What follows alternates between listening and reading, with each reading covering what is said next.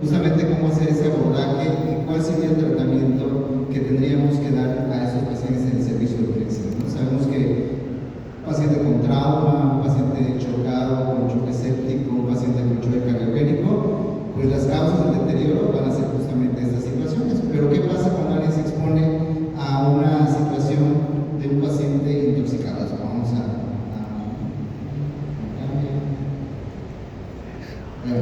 entonces, definir rápidamente qué es un neurotóxico. Es un agente, ya sea natural o sintético, que va a generar alteraciones a nivel central o a nivel periférico. No, pero eso se ve muy importantísimo. claro. Y aquí les pongo una imagen de una idea egipcia, o bueno, una estatua que fue encontrada en una de las tantas tumbas de los egipcios, donde ella, como ven aquí, como collar, como vestimenta, tenía una planta que se llama papel somnífero, que esta la usan justamente como una planta que tiene alteraciones para generar somnolencia. Entonces, desde la antigüedad ya habían ciertas plantas, ciertos productos que se usaban para generar alteraciones neurológicas.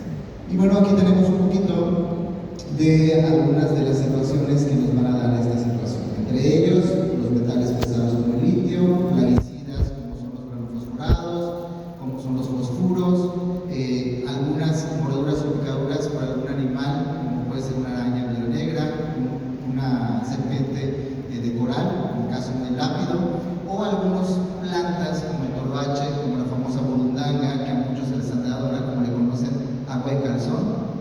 No quiere decir que esta situación pues probablemente sí exista, pero es a través de una plantita, ¿no?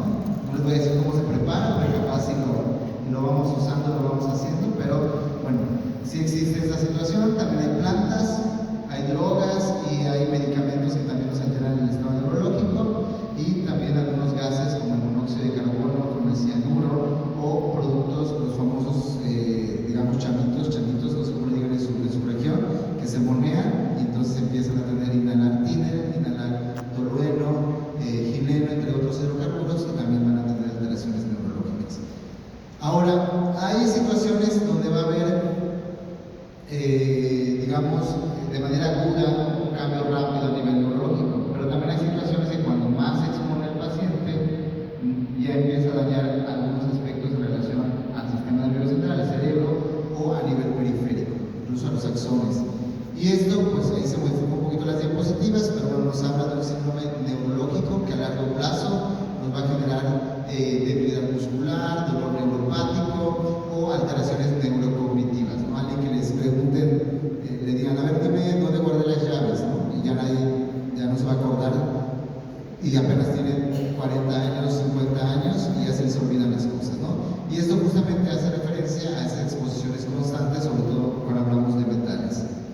Muy bien, y aquí recordando un poquito el Super Bowl, vemos qué pasa cuando en el servicio de urgencias llega un paciente expuesto a un neurotóxico, y entonces ¿qué hacemos nosotros como médicos urgenciólogos?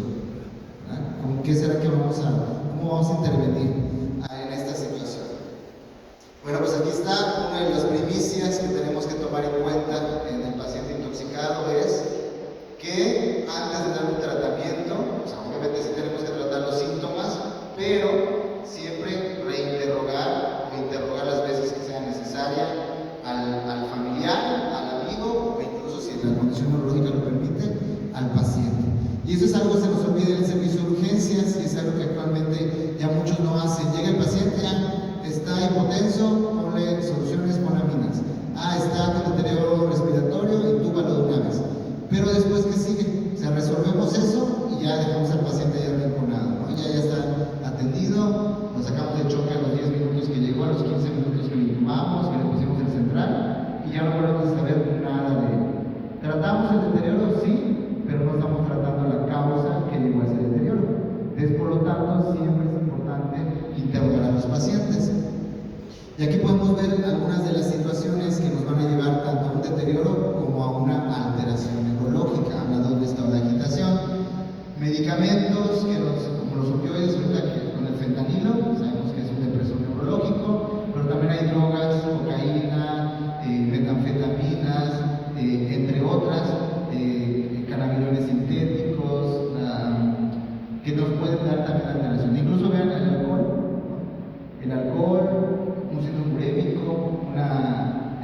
encefalopatía por hipertensión, incluso también nos puede generar alteraciones neurológicas, pero bueno, aquí nos estamos enfocando a situaciones en relación a tóxicos. Y bueno, otro apartado importante aparte del interrogatorio es la exploración física. Aquí vemos que es importante de pies a cabeza explorar al paciente. ¿Sí? Aquí vemos a un paciente que estuvo expuesto a consumo de sales de baño, ¿no? Que obviamente no son las sales de baño que usamos en realidad en nuestro baño, ¿no? Así se llama a las drogas o por la característica que tienen, que pudieran simular este tipo de sales de baño, ¿no? Pero es un paciente que llega con datos de un estatus epiléptico, está intubado, está sedado y prácticamente no hay mejoría. Entonces, ¿qué hay que hacer? Reevaluar a nuestro paciente de pies a cabeza para encontrar alguna situación que pudiera estar generando esto. Ahora, otros casos que vemos, el de medio es un paciente mordido por una araña medio negra. El que está caminando es un paciente que tuvo una exposición a organofosforados de manera constante por varios meses, sin equipo de protección adecuada, fumigaba, y entonces llegó con debilidad muscular, con dolor neuropático, y la otra pacientita que vemos ahí es una paciente que pone intención suicida, se tomó varias tabletas de clorrazepam. Les vean cómo llega, incluso también se tomó combinado a esto carbamazepina, ¿no? Que es un antiepiléptico. Entonces llega este paciente, digamos, no les va a decir, por ejemplo, esta chica no les va a decir, me tomé clorrazepam y me tomé carbamazepina, porque su estado neurológico no lo permite. Entonces, obviamente tenemos que dar un abordaje inicial, pero tenemos que buscar la causa de esta situación. Estados de depresión, estados de excitación y alteraciones neurológicas. Aquí nos habla un poquito más de ya cuando hay afectación a nivel del sistema nervioso periférico. Y en esta tablita les hago un resumen, ahí si le quieren tomar fotito, porque eso pues es un resumen de los síndromes que están asociados a alteraciones neurológicas, desde un síndrome hipnótico sedante, un síndrome narcótico, un anticolinérgico, un serotoninérgico, un neuroléptico y una hipertensión maligna. Ahí tenemos los genobióticos que nos pueden llevar a esta situación y los datos clínicos hablando de alteraciones de ciclos vitales y en exploración física lo que podemos encontrar en cada una de estas situaciones, ¿no? Entonces es un resumencito para que ustedes también se lleven, ¿no? Y es una manera rápida de identificar a este tipo de pacientes. Ahora, ¿tenemos que complementar estudios? Claro que sí. Hay que tomar una tomografía, sobre todo cuando no sabemos que si el paciente se deterioró fue porque se dio un golpe, porque también va a ocurrir que el paciente tomó clonazepam, pero el deterioro no es porque se tomó el clonazepam, sino fue porque entró al baño de su casa, después de tomar el clonazepam se mareó y se golpeó la cabeza. Entonces, ¿ahí quién lo está llevando al deterioro? Pues la fractura que tiene, la hemorragia cerebral. Entonces, ahí hay que complementar con estudios de imagen, con estudios de laboratorio. Si tuviéramos colindeterasa plasmática, en el caso de organofosforados o carbamatos, lo tendríamos que tomar. Y ya pacientes mucho más complicados, con exposiciones prolongadas, puedes tomar a lo mejor un electroencefalograma o una electrocardiografía para valorar cómo se encuentran precisamente esos potenciales arrogados y todo lo que respecta a la fuerza muscular. Bueno, ahora un resumencito. Que tendremos las dos vertientes del paciente con alteración neurológica, paciente deprimido o paciente agitado, ¿no? Entonces ahí lo vemos, cuando hablamos de un paciente agitado, hablamos de psicosis, convulsiones o espasmos o presencia de fasciculaciones. Cuando hablamos de un paciente deprimido, hablamos de estado de estupor hasta coma. Un estado de somnolencia también es un estado deprimido, pero pues una somnolencia no nos va a matar al paciente. Lo que nos va a matar son estados ya de mayor deterioro.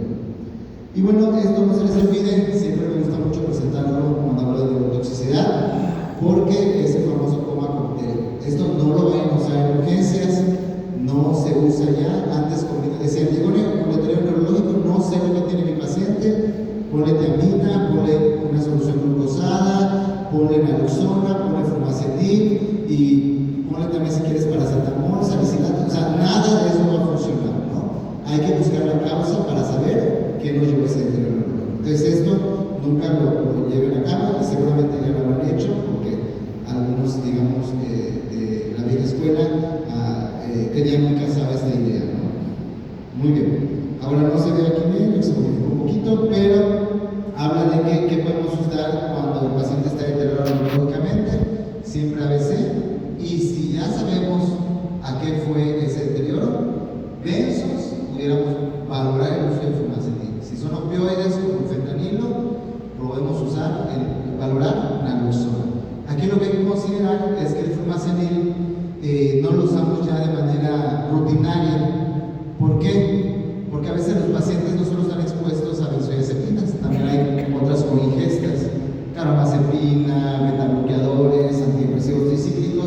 y lejos de generar un beneficio, ¿qué quiere? solo gastamos un recurso, o sea, que es el fluoxetino, y el paciente pues no va a presentar mejoría de manera significativa.